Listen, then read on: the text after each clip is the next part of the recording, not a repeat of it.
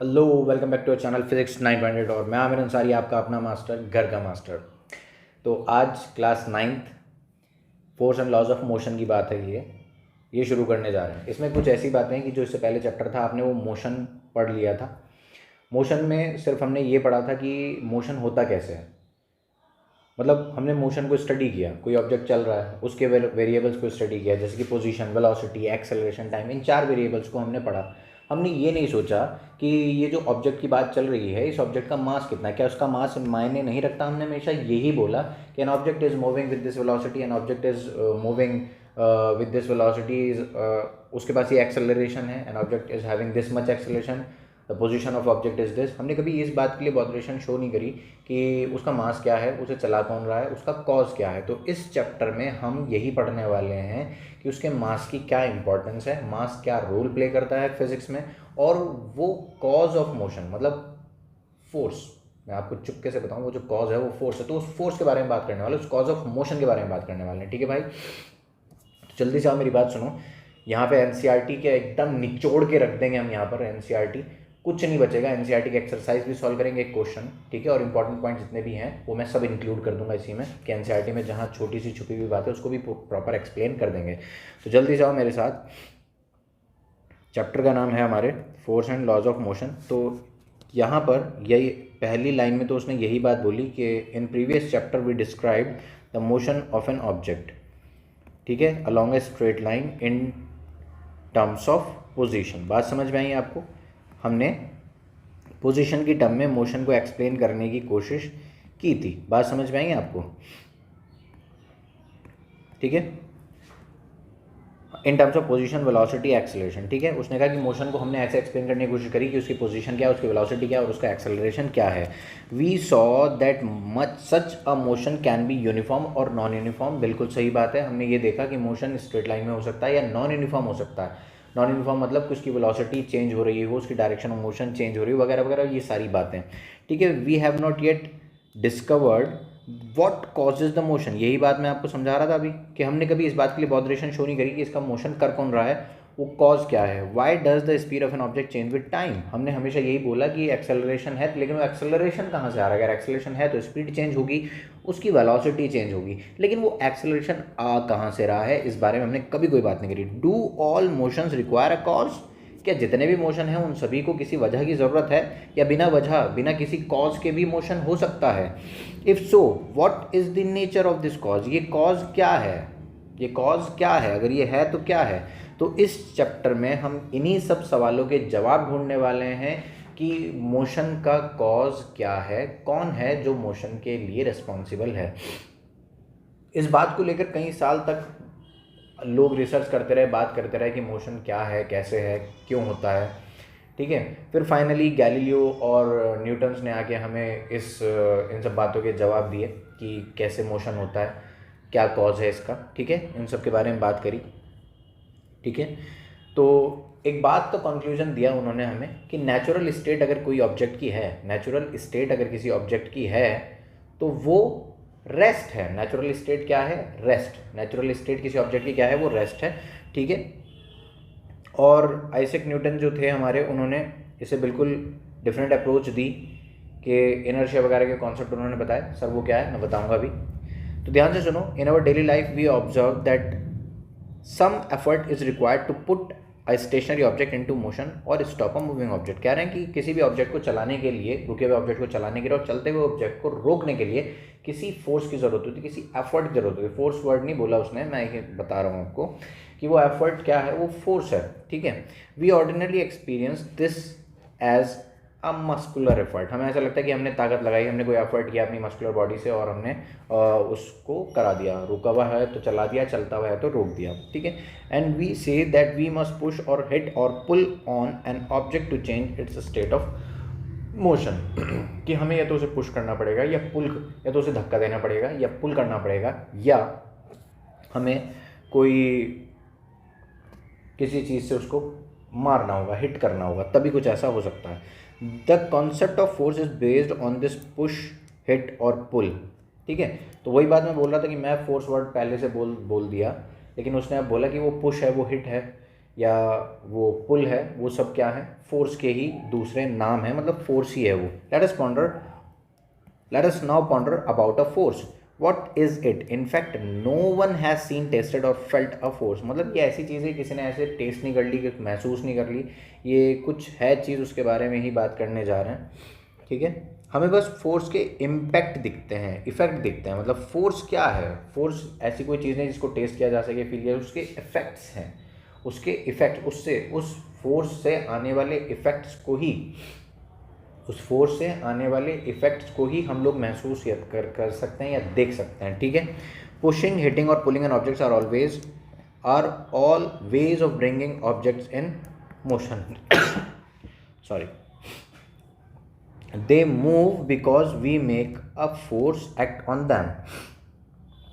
ठीक है, बेसिक सी बात है, they move because we make a force act on them. जब हम उनके ऊपर कोई फोर्स लगाते हैं तब एक्सट्रीमली सॉरी, गॉड ब्लेस मी।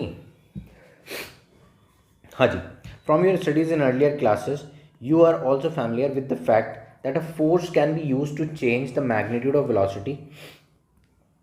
समझाता हूँ, फोर्स एक वो है जो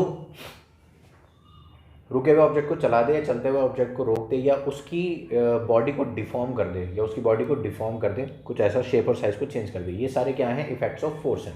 ठीक है, तो काम की बात क्या है जो हमारे समझने वाली है कि ओवरऑल वो बोल रहा है कि जो भी वेलोसिटी को चेंज कर दे, जो भी क्या कर दे, वेलोसिटी को चेंज कर दे, वो फोर्स है।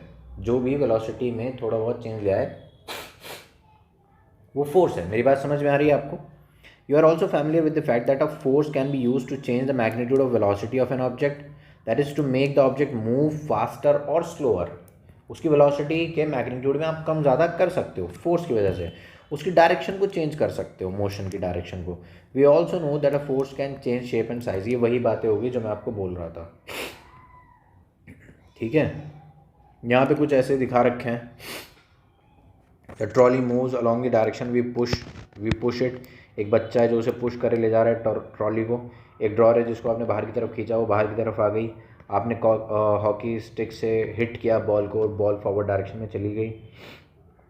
यहाँ पे आपने बाहर की तरफ फोर्स लगाई तो स्प्रिंग की शेप डिफॉर्म हो गई, वो खिंच गया। यहाँ पे आपने बॉल के ऊपर फोर्स लगाई दोनों तरफ से, तो बॉल क्या हो गई? डिफॉर्म हो गई, स्क्वीज़ हो गई। ठीक है, एक छोटी सी बात समझ लेते हैं यहाँ पे, बैलेंस और अनबैलेंस्ड क्या होता है। देखो भैया, अगर मैं आपसे कहूँ कि मेरे ऊपर किसी ने 10 न्यूटन इधर से लगाई और 10 न्यूटन इधर से लगाई, तो मैं ऐसे हूँ, बीच में मुझे कोई दिक्कत नहीं हो रही। लेकिन किसी ने सिर्फ इधर से ही फोर्स लगाई तो मैं क्या ऐसे चला जाऊँगा, और किसी ने सिर्फ उधर से ही फोर्स लगाई तो मैं क्या इधर चला जाऊँगा। लेकिन अगर दोनों तरफ से बराबर लगी होगी तो मैं कहीं नहीं जाऊँगा, मैं ऐसे रहूँगा, मेरे ऊपर नेट फोर्स 0 है। और इसी को मैं कहता हूँ बैलेंस्ड स्टेट। इसी को मैं क्या कहता हूँ? बैलेंस्ड स्टेट कहता हूँ। क्या आपको मेरी बात समझ में आ रही है? मतलब किसी ऑब्जेक्ट पर आने वाली अगर नेट फोर्स 0 है, अगर किसी ऑब्जेक्ट पर आने वाली नेट फोर्स 0 है, इसका मतलब वो बैलेंस्ड स्टेट में है। और अगर अगर अगर उसके ऊपर नेट फोर्स 0 नहीं है, इसका मतलब वो क्या है? अनबैलेंस्ड स्टेट में है। क्या आपको मेरी बात समझ में आ रही है? अब पढ़ के देख लेते हैं।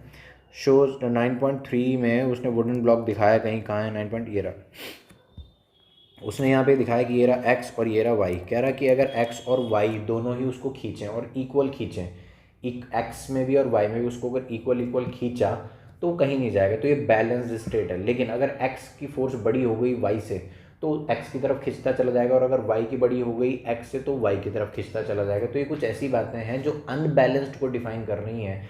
बैलेंस्ड क्या है? बैलेंस्ड है कि मतलब दोनों तरफ से बराबर खींचा, सिचुएशन बैलेंस्ड है। अनबैलेंस्ड क्या है कि आपने एक तरफ से ज़्यादा फोर्स लगा दी, एक तरफ से लगा दी कम फोर्स, तो ये क्या हो गई? अनबैलेंस्ड हो गई। मेरी बात समझ में आई है आपको? इस पैराग्राफ में यही लिखा है, आप चाहो तो मेरे साथ पढ़ के देख लो। If we apply a force by pulling the string x, the block begins to move to the right. ठीक है, similarly if we pull the string y, the block moves to the left. But if the block is pulled from both the sides with equal forces, with equal forces, the block will not move। यही बात मैं आपको समझा रहा था कि अगर दोनों तरफ से बराबर खींचा तो ब्लॉक कहीं नहीं जाएगा। Now let us consider a situation in which two opposite forces of different magnitudes pull the block। अगर x में और y में आने वाली फोर्सेस एक दूसरे के मैग्नीट्यूड से डिफ़र कर गई, समझ में आया? तो यहाँ पे मूव कर जाएगा, तो इसी स्टेट को क्या कह रहे हैं, thus the two forces are not balanced and the unbalanced force acts in the direction the block moves. unbalanced force वो है जिसके डायरेक्शन में ब्लॉक चलता चला गया, ठीक है। this suggests that an unbalanced force acting on an object brings it in motion. क्या आपको मेरी बात समझ में आई? ठीक है। अब यहाँ पे नीचे एक छोटे बच्चों का एग्जांपल दिया है, उन्होंने कहा कि दो बच्चे हैं, वो आके किसी ब्लॉक को ऐसे पुश कर रहे हैं और वो ब्लॉक एकदम से चलना शुरू नहीं होता, उन्होंने थोड़ा सा पुश किया, ब्लॉक नहीं चला। तो अब लोग कहेंगे कि तुमने तो फोर्स लगाई और अपोजिंग फोर्स कौन है जो उसको बैलेंस कर रहा है, रोक के बैठा है, तो वहाँ पर फ्रिक्शन है, वहाँ पर क्या है, फ्रिक्शन है। बच्चों ने फोर्स लगाई, फ्रिक्शन ने अपोजिट डायरेक्शन में लग कर उस ब्लॉक को रोक लिया, ठीक है। अगली बार उन्होंने और बढ़ा के फोर्स लगाई, तो फ्रिक्शन ने भी उतनी फोर्स अपोजिंग में लगाई और ब्लॉक को रोक लिया। अभी भी सिचुएशन बैलेंस्ड है, फ्रिक्शन फोर्स बैलेंस कर रही है। लेकिन एक दिन अगर बच्चों ने जिद पे पकड़ ली कि आज तो चलाएंगे, तो पूरी जान लगा दी और अब फ्रिक्शन की जो फोर्स थी उससे ज़्यादा फोर्स लगा दी, तो अब सिचुएशन अनबैलेंस्ड है और अब वो मोशन में आएगा। बात समझ में आ गई? तो यहाँ पर यही सब बातें लिखी हुई हैं, ठीक है। This friction force arises between the two surfaces in contact, in this case between the bottom of the box and the floor's rough surface.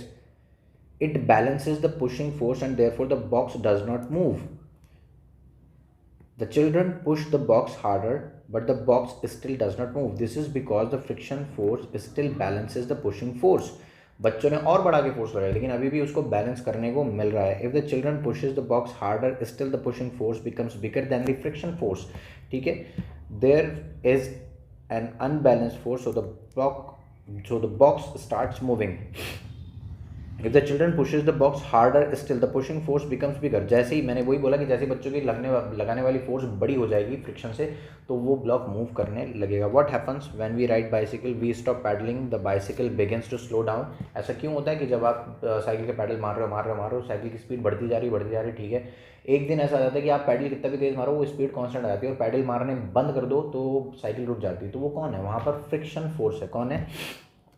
friction force. In order to keep bicycle moving, we have to start paddling again. It thus appears that an object maintains its motion under the continuous application of an unbalanced force. ठीक है जी, तो ये बात समझ में आने वाली है। It thus appears that an object maintains its motion under the continuous application of an unbalanced force. आपको unbalanced force लगा के ही रखनी पड़ेगी जब वहाँ फ्रिक्शन है, और अगर फ्रिक्शन नहीं है, कोई अपोजिंग फोर्स नहीं है, तो नहीं। समझ में आया क्या?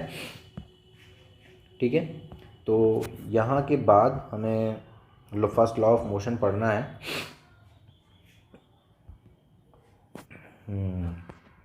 Thus to accelerate motion of an object, an unbalanced force is required and the change in the speed would continue as long as this balanced force is applied. Okay, तो unbalance last point है ये आज की video का, बहुत ध्यान से सुन लो कि अगर आपको चाहिए कि मेरी बाइक, कार, जो भी एक्सेलरेट कर दे रहा है, तो अनबैलेंस फोर्स वहाँ होनी चाहिए, तो वो एक्सेलरेट करेगी। वरना तो अपोजिंग फोर्स को बैलेंस करने के लिए भी एक फोर्स चाहिए, और ऐसा ज़रूरी नहीं है।